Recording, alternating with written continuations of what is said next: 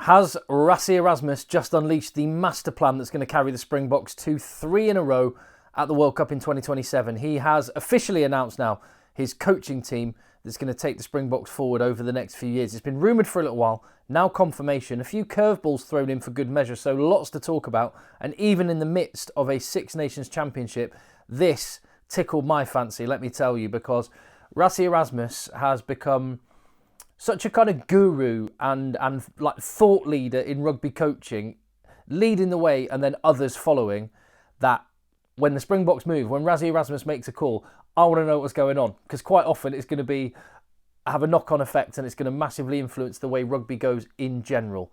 We've seen that in so many ways. So let's just recap on what's happened. The team that won the World Cup in 2023, only a few months ago, has slightly been broken up, with Jacques Nienaber, who was Rassie Erasmus, who was director of rugby, his head coach. He's now with Leinster. And Felix Jones, one of the assistant coaches, is now the defence coach at England. He started as the defence consultant before the 2019 World Cup, did a good job, carried on with the Springboks and won himself 2 World Cups in the process. He's now with England. Now that is a path that we've seen trodden quite a bit in recent times, with straight after the 2019 World Cup, England got dismantled at the scrum in the World Cup final. So what did they do? They hired Matt Proudfoot, South Africa's scrum coach. Even Matt Proudfoot couldn't turn things around. England are still scratching their head on the scrum front, but Felix Jones has now gone as well. So let's have a look. What's the situation then? So Rassie Erasmus was without a head coach, but Rassie Erasmus was the director of rugby. So Rassie Erasmus, the director of rugby, put out an advert for a new head coach, and Rassie Erasmus decided to interview Rassie Erasmus for the head coach position. And Rassie Erasmus decided that Rassie Erasmus was the best man for the job. So Rassie Erasmus is the Springbok head coach once again. I mean, he is the main man, and he's earned the right to basically name his price and decide how he wants to run things, because the guy's got a CV that, well, is he the greatest coach of all time? He's got to be in contention, hasn't he? With 2 World Cups to his name and a Lions Tour victory as well. Anyway, Rassie Erasmus is the head coach. That gives the impression he'll be out there with a whistle, out on the field, boots on the ground, literally rugby boots on the ground, and he'll be out there on the field doing a bit of the coaching. Alongside him, one of his new assistant coaches, Gerry Flannery, who is been signed from Harlequins, where he's been for a few years, but a Munsterman. And where did Rassie Erasmus coach in the past? At Munster. That is where Rassie knows Gerry Flannery from. Back in, I think it was 2016, 2017, Gerry Flannery was the scrum coach at Munster, not long after he'd finished playing. And what you tend to see when you look at who Rassie Erasmus works with, he knows these people quite a lot. He keeps the people he knows and values very close to him, and they clearly absolutely love him. In fact, Gerry Flannery said, back in 2017 when they were working together, he said, and I quote, "He's come in and empowered all of us coaches. He's helped me develop. He creates an environment where hard work and honesty is rewarded." And Gerry Flannery made the point then, talking about Munster, that in terms of selection, it would not always be the big names that would play. And this just builds a picture of Rassie Erasmus, which we've seen over the years, where he just develops a culture and an environment, and he's not necessarily as interested in what a player's CV says. He's more interested in what a player does to deliver the role that the team needs. And you look at the World Cup just gone, and guys like Dion Fourie, exactly what Gerry Flannery is talking about there. And it's interesting, the Munster connection as well, because have a look at this picture. Look at that.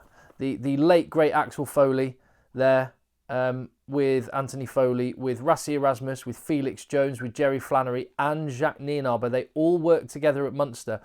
And that I find really interesting, because the kind of culture at Munster, the tradition, the passion of the fans, but the work ethic and the honesty, and Munster's mantra, stand up and fight, that just feels to me very South African. So it just kind of fits. So I don't think it's any surprise that the guys that have worked, the Irishmen in Felix Jones and now Gerry Flannery, that have worked with Rassie Erasmus, were with him, on that journey at Munster. So that's Jerry Flannery. Now, this is the one I'm really excited about. Tony Brown.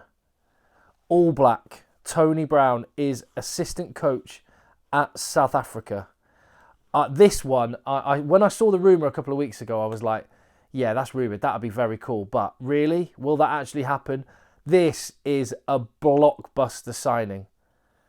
Absolutely love it. So he's been assistant coach at Japan at the Rugby World Cup just gone, and he's bounced back and forth between Japan and the Highlanders, where he was a very good player. His playing career saw him get, I think, 18 caps for New Zealand, 170 odd points, sort of at the end of the millennium, like 99, 2000 time. It was basically the time, when I remember Tony Brown playing, it's when all the players had really baggy shirts, and Super Rugby was awesome. What a player this guy was, by the way. He played a little bit in South Africa as well. Played at the Stormers, which I think I'm right in saying, who was his head coach at the Stormers? Rassie Erasmus. Another example, when people get into Rassie Erasmus's orbit, they just want to be part of it. And when Rassie Erasmus knows and trusts someone, he keeps them close to him. And I think this is a massive coup for South Africa, this signing, because Tony Brown was someone that Ian Foster and Scott Robertson wanted as one of their coaches for New Zealand back in 2019, I think it was, when they were vying for the top job. I think New Zealand are going to be absolutely gutted about this one, because this guy is a maverick thinker, innovator. He's so highly regarded, particularly as an attack coach. And this is it. He's a New Zealander. And he would have been highly prized and sought after. And South Africa have managed to bag him. And I think this is because Rassie Erasmus just seems to give the space and ability for people to change the game. And we've seen that with the bomb squad and the like. And I think Rassie may just have assembled, like the kind of, if you think about an Oxen Che or a Quagga Smith, someone that just has an unbelievable impact in the role that they do, in one innovation. I think Tony Brown, when you think about the talent that there is in that backfield for South Africa, Willemse, Arendse, Colby, Moody, who's going to have a big part to play in the years ahead. Libbok as well. I mean, world watch out with this guy at the helm. I'm so fascinated to see. And also, it just makes those tests in September in Cape Town and is it Johannesburg as well? The two tests. I'm going to be there. I cannot wait. But it just makes those tests just an extra little subplot with the Kiwi masterminding the Springbok attack. I cannot wait. By the way, I have had so many lovely emails and messages from people in South Africa who are saying, Tim, when you come this year, and I am coming for the Ireland South Africa tests.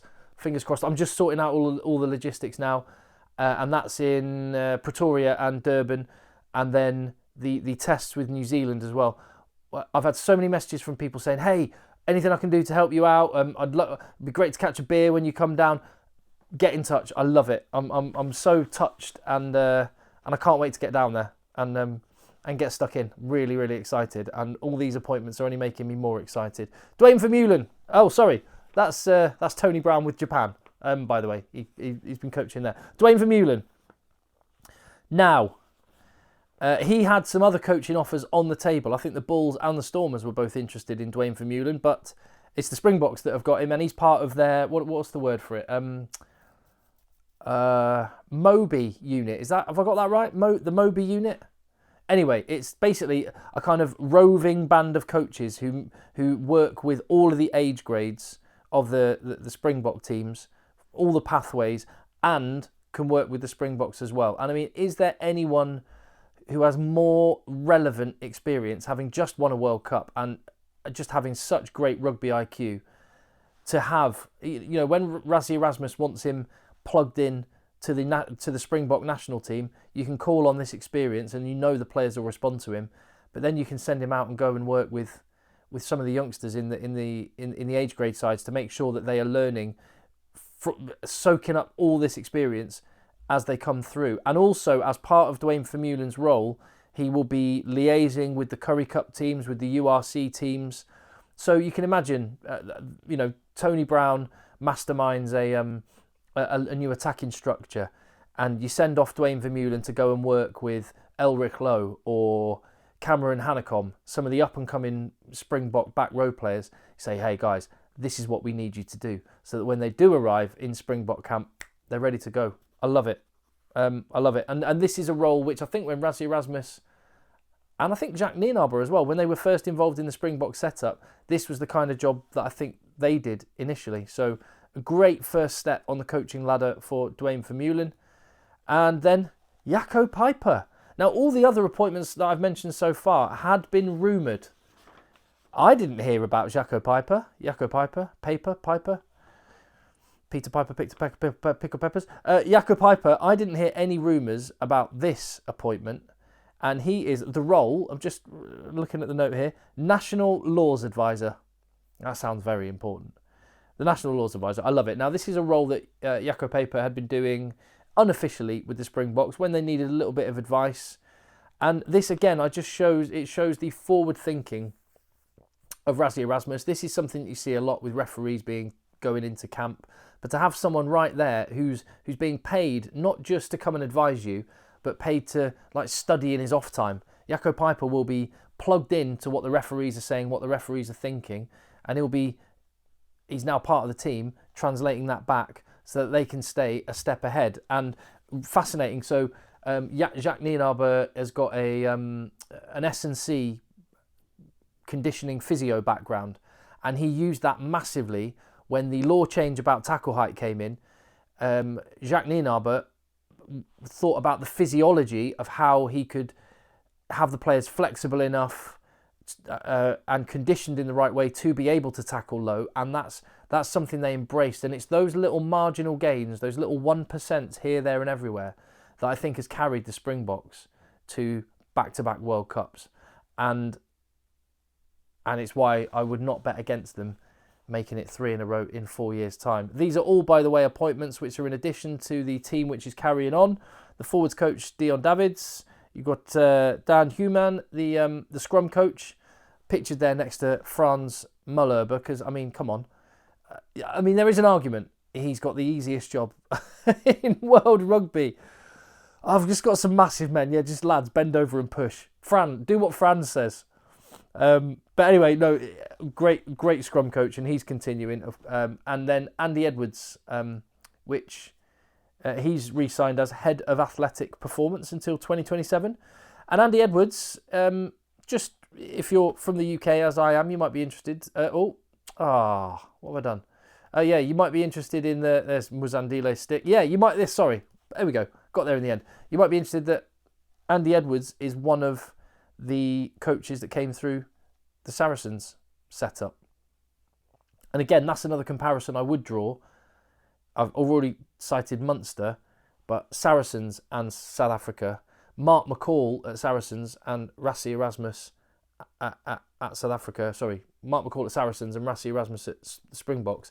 They both have a knack of identifying highly talented young coaches and then building them up and sending them off out to do amazing things. And Rassie Erasmus has been doing that. Mark McCall certainly did that, and the Springboks are benefiting from Andy Edwards and, as I mentioned, Muzandile Stick, the final one, who is staying on. So there you go. That is Rassie's crack team. It's like coaching Avengers. What do you make of it? What do you think? Leave your comments down below, and give the video a thumbs up. That really helps as well. If I haven't earned your subscription before, I'd love it if I would right now. And as I say, get in touch.